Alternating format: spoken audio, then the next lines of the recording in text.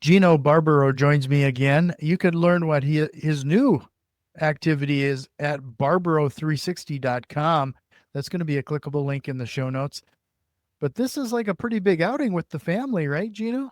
It is. And we're sitting down a couple months ago, and I'm about to sell the Jake and Gino brand. I just don't want to teach multifamily investing anymore. And I've got six children. The oldest one is 25, the youngest one is 10. And I've seen them grow and I've seen them mature. And I've seen them in my businesses. When I owned the restaurant, they were at the restaurant. When I had Jake and Gino, they would come to the events. They were part of the business. But when my wife came to me and proposed, hey, how about we start this company? We'll call it Barbaro 360. 360 is like a wheel. And she says, let's focus it on faith, finance, family, and health and wellness. Now, my two older children, they're in health and wellness. My son is a finance coach. My wife is a high performance coach. And we really wanted to focus on changing the world one family at a time. That's really what the goal and the mission of the company was. And how do you do that? You do that by leading a great example, by trying to create a community, by creating content, by starting to do shows. And that's how Barbaro 360 was started. Sure. Well, it's kind of neat that you're so involved with the family like this. A lot of people wouldn't even consider going into business to the Mm-hmm. family with a family member, let alone the entire family. Yeah. Well, it's one of those things where, I mean, everyone says family means everything to them, and I'm doing this for my family. So just take a step back and say to yourself, well, if I'm doing all this for my family and family means everything, and then you couldn't see or even self conceive of yourself of starting the business, where is the disconnect? One day, my daughter turns 25 and, like, oh, let's start a company. I've been nurturing her since she's a child. She's been part of my life, one of the most important aspects of my life. And hopefully, I've been a really important aspect of her life throughout childhood and then going into adulthood. And as they become adults, hopefully, I've instilled some stuff into her. Now, that may not be for everybody. And it's not an easy thing as well, starting a business with your family, but it's conflict resolution. You've been doing it, it's resolving conflicts in your family since the beginning. And Right. honestly, if there's any way to teach your child the skills that they need to endure in life, starting a business with them and fighting with them and teaching them how to create a budget, right? How to create content. When you look at the business, it's just not creating content for me. It's really, we're trying to live the core values of how to create that amazing family and how to learn a lot of these skills that we're not taught in school. And ultimately, I just want my kids to see money as a result, money as a way to help impact others. For me, as a parent, to help them have a healthy relationship with money and understand how to utilize money. And that's what we're trying to do through this company. And if they can grasp that and we can teach others, I think it's going to help a lot of people out there. Yeah, it's interesting you say seeing money as a result. I think we kind of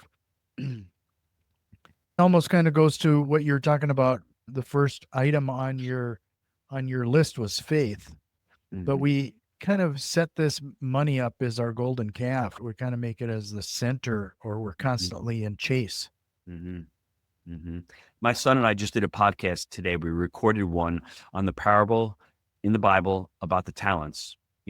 One of the landowners gave talents to three of his Hmm. servants. One had 5 talents, the other one had 2 talents, and the third one had 1 talent. I always equated that talent with money, but that could be something my son was illustrating to me. He's a lot smarter than I am when it comes to this. He said, "It's not just money, Dad. It's the gifts that God gives you." And some of us, we recognize or we realize the gifts or we work towards those gifts. We're all afraid of it. But the one that had 5 talents doubled them. The one that had 2 talents doubled those talents or those gifts. The one that had 1 talent, what did he do? He buried it because he was afraid. And when God came back or the master came back, he got punished for that. And I think for people, when they hear the word money, it's such an emotionally charged word. When in reality, money is just a means of exchange. Money is an inanimate object. It's just a tool if you really drill it down. But what happens is we all have a different relationship with money. That's the reality. If we grew up in a household that really talked openly about money, there was no fear about money. They enjoyed money. It's going to be completely different than I can share my story, my upbringing about money. I had two immigrant parents, and there was sometimes fear about money, not having enough, always saving for a rainy day. We can't afford that now. And I was fortunate that, they laid the foundation as far as financially for me to be able to save the money. But then with that kind of mindset or that kind of relationship, I did have some scarcity towards money, because when I started making money, I'm like, well, I can't spend it. I can't gift it because I may not have enough. It may rain and I may need that. And there's others out there, as they're listening to this, when they grew up, they didn't even hear anything about money. It was completely avoided. They heard negative things about money, that greedy landlord or those greedy corporate executives. They're ripping it off. So we all grow up with this paradigm of the way we look at money, and there's no right or wrong, because that is their truth. That's what they believe. And behaviors are belief driven. If you believe money's evil, if you believe money is not good, and all of a sudden you start accumulating money, what's going to happen? You're going to start pushing that money away, or you're going to subconsciously start sabotaging yourself. So the first thing, when you're becoming an investor or you're starting to raise a family or money comes into your life, just understand and find out what your relationship with money was early on. What kind of persona do you have? Are you a saver? Are you a spender? Are you an investor? Are you a gambler?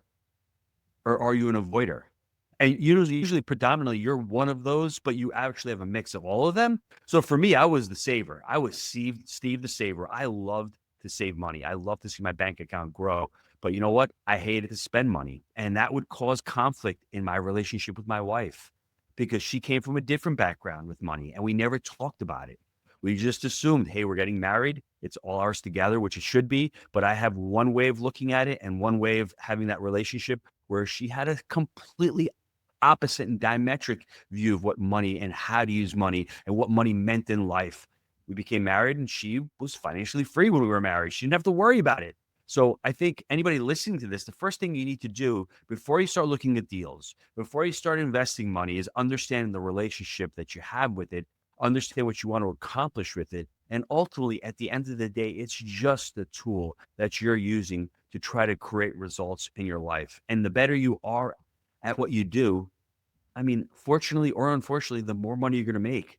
If you're great at your profession, you're just going to make more money at it. So early on, you mentioned that you and your wife have different viewpoints when it comes to money. Like, how did you resolve that between the two of you? Talk about the conflict there. Years and years of pain.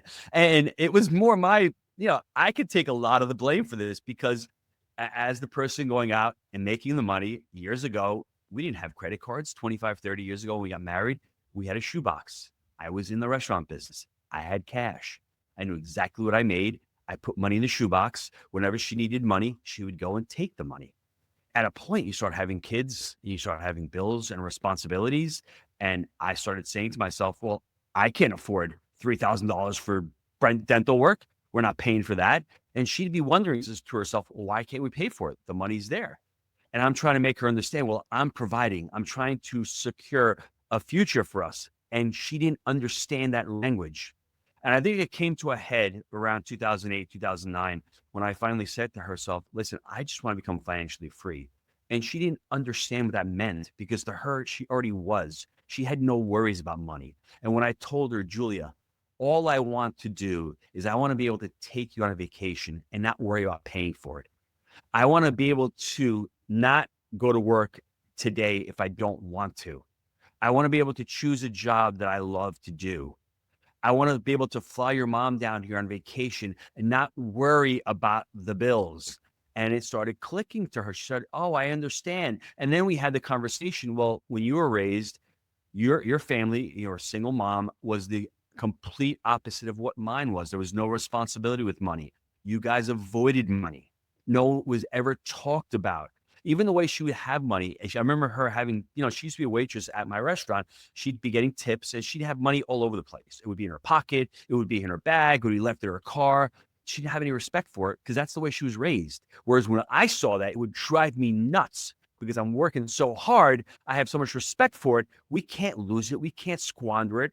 And for her, that wasn't her money blueprint. That wasn't the way she was raised. So if you're a spouse, significant other, even with your children, I think you need to start talking about it and start seeing where there are similarities and where there are differences, and start to sit down and have those conversations of what you want money to do for you in your life. Do you want to be able to save for retirement? Do you want to be able to start focusing on things that you need, and then whatever's left over, maybe things that you want? Are there certain things that you need to teach your kids about money that you haven't talked about? And I think the most important thing that a parent can do, one of them, is to show your kids that you make mistakes, that you're transparent. My kids know I've made tons of mistakes when it comes to money. I'm actually been looking at my crypto account with my children, just showing them, hey, I should be selling here, but I'm not. Let me hold on. And I should have sold 2 weeks ago, and I didn't. So to be completely transparent and honest, because if you avoid the subject when they're kids and they start growing up and they start becoming adults, what are they going to start doing? They're going to start avoiding the subject as well. And you don't want that to happen. Well, maybe it's just my generation, Gino. It's just something you just don't talk about money. You know, it's like you don't share your salary information. You don't talk about money. It's almost taboo. Why is that though? I mean, my kids know exactly what my personal financial statement is. They know my net worth right now. They know how much money I make every month. Now, I'm not going to go out and publicize that to the world, but I think they should know that. And I think it's healthy for them to know that, because why are we going to work? You want to be pious and sanctimonious? Great. I go to work. You're going to work to get paid. You go to work to be able to afford a lifestyle. That's the reality. And then when you ultimately become financially free, things completely change. And that's what I tried to make my wife understand. I'm not going to work just to go to work for myself. I can go to work where I can start helping impact others. That's ironically when I started the Jake and Gino platform about 10 years ago. When I left the restaurant, I was able to focus on other endeavors and helping others out. Because when you have a little bit of relief and you're able to save some money and you're able to stick your head out above the clouds and say, wow, I don't have to focus just on my job. I can focus on some things that I really like to do. Over the last 10 years, Jake and I, we've helped over 150 people leave their jobs. We've helped students close over $5 billion of real estate. We've helped them raise over $700 million to fund their real estate deals. That would not have been possible if I wasn't financially free. Money is there for me to help create impact for others' lives.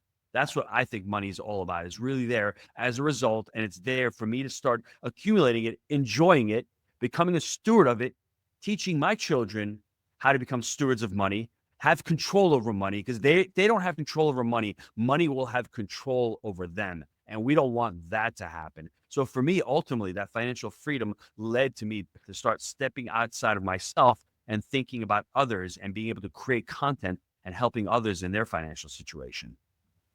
Well, I don't want to put you on the spot, but before we hit record, you mentioned that Jake and Gino, you're considering selling that brand, or you are actively selling that brand, and that you started 360 because Jake and Gino, frankly, wasn't big enough. You didn't feel like you were reaching enough people.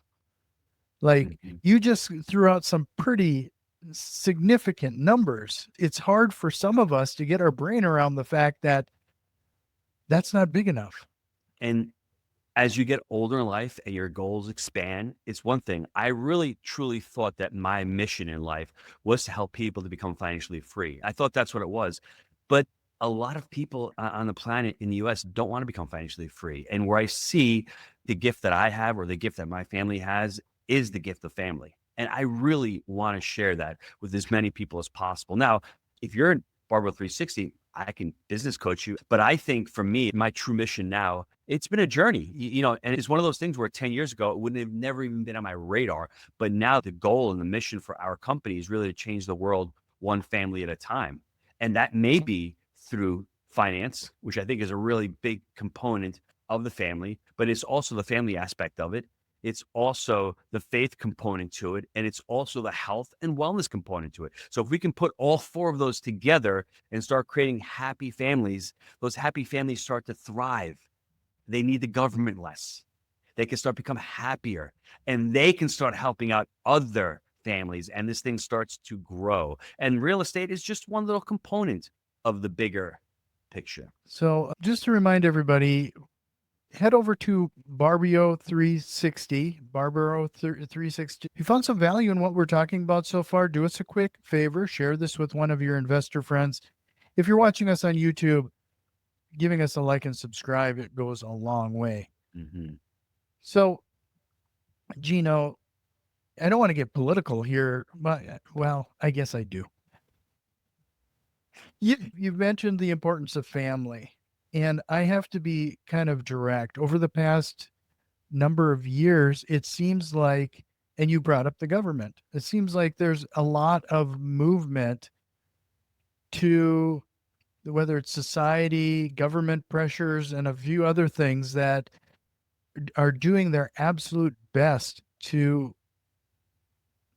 destroy the family unit. Am I completely being conspiratorial here? I mean, what's the difference between the truth and a conspiracy? It used to be about 6 months. Now it's about 6 minutes. I don't think that's conspiratorial at all. You look at the facts. Back in the 1960s, 75% of African American households were two family. They were mother and father in the household. Once the government got involved and started passing legislation, that's flipped. Now it's 75% single family. And it's so much harder to thrive in this world right now with a single parent, whether it's a father or a mother. To me, they make a unit. The mom and the dad get together. They have unique and special talents and traits. My wife is the nurturer. Most women tend to be better nurturers than men. That's the reality. But she needs my strength into being able to be a father figure for my daughters and for my son. She doesn't have the skills and the gifts and the talents that God gave me to be a father. So I think you put both of them together and you create a family unit, and then children start to thrive in that unit. So if you want to be conspiratorial, why would the government want to tear something like that down? I'd have to say they're trying to make us more. They want us to more rely upon the government for their various programs, for their various handouts, for their votes. It's pretty incredible when I don't need the government in my life. I don't want them or need them. I've been homeschooling my kids since 1999. I've opted out of a lot of the services. My wife, we've had 6 children, 4 kids at home. Try to become as responsible as possible. And I think that's what the average American wants. They want government as small as possible out of their lives. And that can be accomplished through the family unit when a mom and a dad are working together cohesively to raise smart, independent children who can become adults who can make decisions on their own. My motto is to prepare the child for the road, not to prepare the road for the child. And if that child is too prepared to walk on that road, we're going to have such an incredible future if you think about it. Because when kids, the next generation is here right now, if they're responsible young adults who can make great decisions, you're going to see what's going to happen. But if that's not the case, we see the alternative. Sure. It's one of those things that just occurred to me. We talk in the real estate investing world all the time that you get into investing partly because the government has done a great job in incentivizing that type of investment Mm-hmm. strategy. We don't even think about the government also incentivizing us to have these poor family relationships and everything else that comes with it. Well, it's not out in the open. I mean, they do give you more credit for having more children, but it's not like they're promoting, hey, we're going to try to destroy the family. We want you to know. It's just obvious to see what's going on. Whether you're watching TV, how many shows are out there that are promoting family, that are promoting faith? Hopefully, they'll be coming back now with this new administration. But over the last 5, 6, 10 years, they've been demonized. Every time you see a guy who's a dad on TV, he's a bumbling idiot. He can't do anything. The masculinity of a man is gone. We're toxic. I mean, how much worse can it get? How much more obvious can it get than that? Mhm. So for me, when my wife presented the story, let's do something for families, I was a no-brainer. I don't want to be part of the problem. I want to be part of the solution. I don't want to be the person complaining about the conspiracy. I want to be the person that's trying to solve and help crush the conspiracy and to say, yeah, I agree that that's happening, but what can I do? And if there was more of us that could say, but what can we do? Then we have a revolution on our hands. Then we have the ability to say, yeah, family is important. Relationships are important. Mothers and fathers are important. Having happy, healthy kids are important. having happy and healthy relationships amongst the family are important. You can go to Jordan Peterson or anyone who's done the data based on single family households, the poverty rates, and two family households, mother and father. It's astronomical. It's not even close. And then you talk about pregnancies in teens, you talk about drug uses from single families versus families that are mother and father. It's not even close. To me, it's distressing. We don't have enough role models out there to promote the unity of the family. And I know this is a real estate podcast, but it's interesting how you say that they incentivize. And hopefully, if you're out there, you take a look. One of the most important things that you can do in life is to pick the right partner, the right spouse. It's really, really, really important. I just got back the other night. I went to go look at Dr. Gary Chapman, the author of the 5 Love Languages. That's a resource. If you're out there, you really should take a look at that resource and see what your love language is, see what your spouse's love language is. I know it's not real estate, but it's one of those things that we're out there making money. I mean, when it comes down to it, most of us are trying to make money to help or to support our family. Yeah, we're kind of off the rails a little bit regarding, we haven't been talking about real estate investing directly, but everything that we've been talking about is in direct relation. Mhm. If you don't get your mindset right when it comes to some of this stuff, it's not going to happen. And that's what I've learned over the past 10 to 15 years of coaching and teaching people. I can have two people, same exact credentials, same exact balance sheet, same exact background. And then you dive in and this person didn't achieve results and this one did. And to me, there's two different mindsets. We call it the fixed mindset and the growth mindset. This one here that didn't succeed, they may have the fixed mindset where it's like, I make a mistake, I'm quitting, I'm giving up. Whereas the growth mindset is like, oh, wow, okay, I made a mistake. How do I learn? Man, this real estate thing is really hard. I haven't found the deal in months. I think I'm going to quit. Whereas the growth mindset says, you know what? It is hard. And I wasn't born with these skills. And the market's tough right now, but let me stick with it. And if you rip it back to what we've been talking about, having a happy and healthy family and teaching your children these skills of not having the fixed mindset or teaching them what it is and not just putting them on a pedestal and giving them a trophy for 6th place. It's really important because when you become an adult, you bring that baggage with you. And how do I know? I was stuck in the fixed mindset and the growth mindset back in 08. When my father passed away, I'm at the restaurant. I'm like, you know what? I'm blaming everybody. I had the fixed mindset. How do I get into real estate? I can't do it. I don't have a balance sheet. I don't have money. What I didn't have was I didn't know how to create value. And that's what you need to do in real estate. You need to be able to solve problems and create value. And when I learned multifamily and I learned our 3-step framework and I learned how to assess a deal, how to bring partners together, how to buy a property, how to add value to that property, how to either sell or refinance that property, everything changed. But until I understood about my mindset and how to look at things a little bit differently and how to focus on having the growth mindset and saying, we're all out there winging it. No one in this world has truly figured it out. They're constantly reinventing themselves and trying to learn new things. Those are the people who are truly successful. And if you can do that, you can excel in any venture, especially real estate, because real estate is not difficult. I'm a former pizza guy. Jake is a former drug rep. If we figured out the business of real estate, then anybody can. Do you primarily focus on the business side of things in real estate, or is it business coaching? It's interesting with Will Our Profits, with the Jake and Gino platform, I was going more into that realm because over the last 12, 18 months, a lot of students are becoming disillusioned. They think they're doing something wrong. Gino, I can't find a deal. Gino, these numbers don't make sense. Gino, I can't raise the money right now.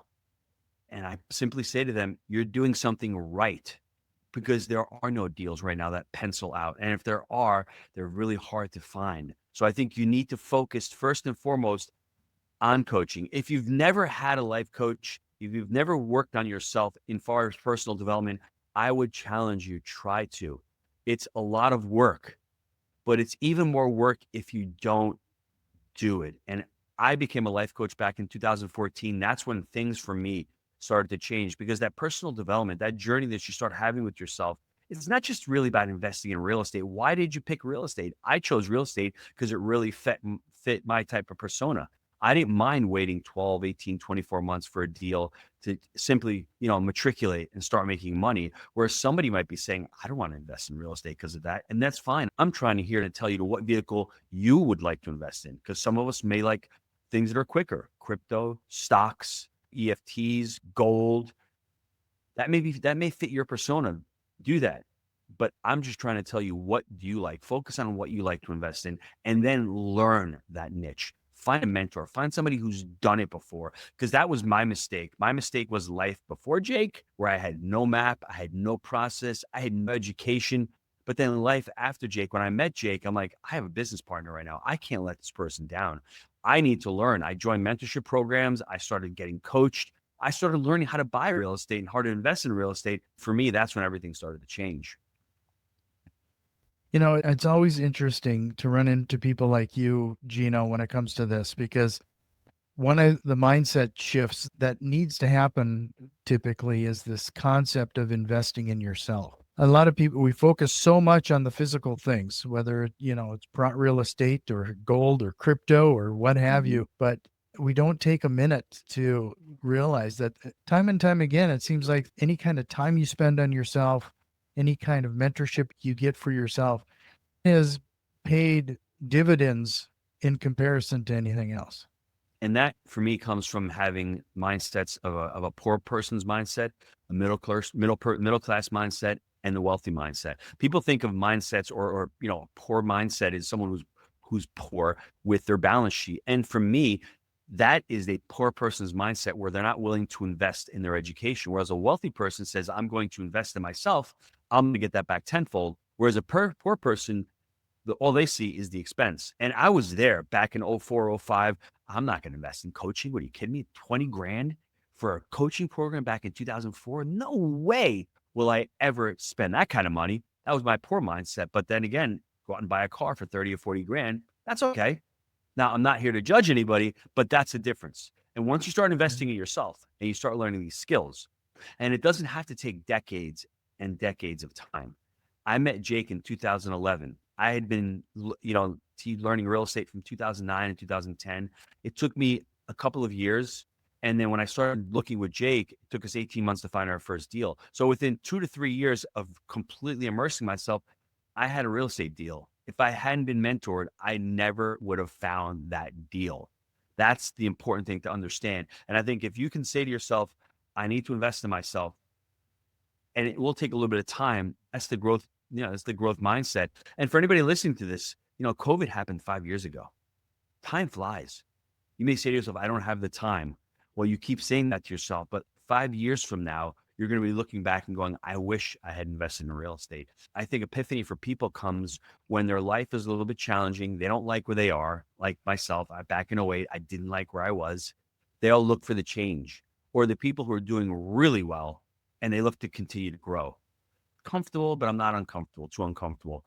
Well, start making yourself a little bit uncomfortable. Start looking to grow, because the time flies. And before you know it, the thing that I love most about money is it gives the person autonomy. It gives the person freedom and opportunity to make choices. I'm not here to tell you that you may love your job today. It may be the most amazing thing. But let's say 5 years from now, your company gets downsized, or AI decides to take your job away. Wouldn't it be nice to say, hey, I've got, $4,000 or $5,000 a month coming in from my real estate. I don't need a job right now. I can go look for another job for 6 months. That's what money allows you to do. That's what investing allows you to do. That's what real estate allows you to do. It gives you the autonomy from the capital you're making. It gives you decisions, and it gives you the opportunity to make those decisions. Well, Gino, this is always such a great time to talk to you. I'm just going to direct everybody to your site again. It is Gino, Gino Barbaro, Barbaro360.com, Barbaro360.com. I'm going to have that as a clickable link in the show notes. But before we jump into the rapid fire questions and close out this episode, is there any concept we should have tried to touch on here today? Just the concept of the buy right, manage right, and finance right. I mean, if anybody wants the copy of the book, Wheelbarrow Profits, just email me, Gino@jakeandgino.com. It'll go through buy right, manage right, finance right. If you're doing a deal in RV parks, if you're buying a business, understand that framework, because you need to buy the deal. You need to understand what your criteria is. You need to be able to finance the deal. And then ultimately, who's managing it? So we go through those concepts in there. Well, it's always such a great time. If you're ready, we'll jump into the rapid fire and close out the episode. Ready? What lie do real estate investors often tell themselves? I make money when I buy real estate. You don't make money when you buy real estate. You make money when you exit real estate.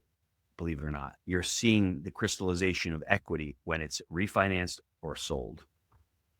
If you could go back in time and give your younger self a piece of advice, what would it be? Stop looking for the shiny object. Focus on what you need to buy. Become a producer and not just a consumer. Do you have a book recommendation? I am reading right now a book by Dr. Gary Chapman, The 5 Traits of a Healthy Family. And lastly, what single strategy or tool have you implemented that has had the biggest time-saving impact to you or your business? I mean, having an assistant, it's just incredible. I couldn't afford an assistant for so many years of my life. And when I got somebody to help me make presentations and edit my podcasts and book my calls, wow, it's so simple. And anybody listening to this who's done this goes like, Gino, you're a moron. Why didn't you do it sooner? I am a moron. I should have done it a lot sooner, but I didn't know. And I think that to me is one of the biggest time-saving tips. Well, Gino, this is great. I really appreciate it. Barbaro360.com. Learn a little bit more there, but hope you'll consider coming back again sometime. I appreciate it.